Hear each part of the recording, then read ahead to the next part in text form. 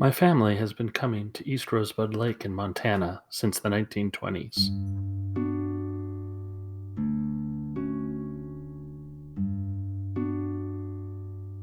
After 30 some years, my great grandparents decided that, between their children and grandchildren, the original cabin wasn't big enough anymore. So, a one room cabin of wood and stone collected from a nearby stream bed was built right next door. The guest book began as a gift from my mother and her siblings to their grandparents in honor of the completion of the grandparents' cabin. Guests of my great grandparents would write their names in the book, along with a line or two of appreciation for the hospitality. My great grandfather only got to enjoy that cabin for a couple of summers before he died in 1962.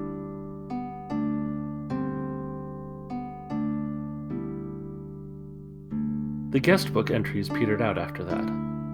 Whole years go by without an entry. Then someone, somewhere along the way, dug it out, and in the early 1970s the entries start to pick up again, and now new figures begin to appear in the narrative. My mom's college boyfriend, my father, wrote about celebrating his 21st birthday and playing Monopoly. Bit by bit, the entries became more frequent and more detailed, a page or two instead of just a line. It was less a guest book, and more the family's collective journal.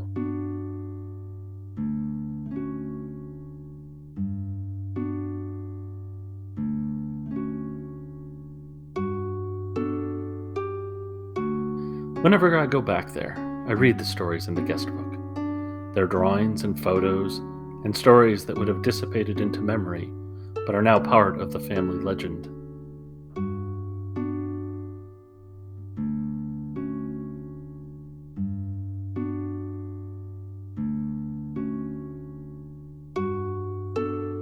There are the entries that make me smile. The map to the bear cave my cousins left for my sisters and me when we were kids. The stories and drawings that my children have added over the years. And my wife's recipe for last day at the cabin casserole. I cringe a little when I read my own entries, even though the stories are good.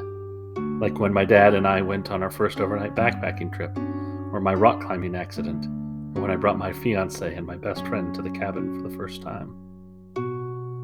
Then there are the ones that make me tear up. My grandmother writing about watching me as a 2-year-old and realizing they were the grandparents now. Or my grandfather, his health failing, writing about what he knew would be his last visit.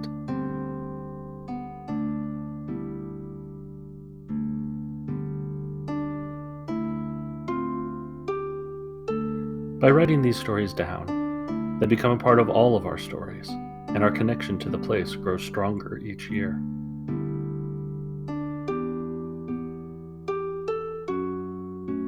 I take my kids on the same trails my family has walked for 5 generations now. If I'm that kind of lucky, I'll get to walk them with my own grandchildren one day.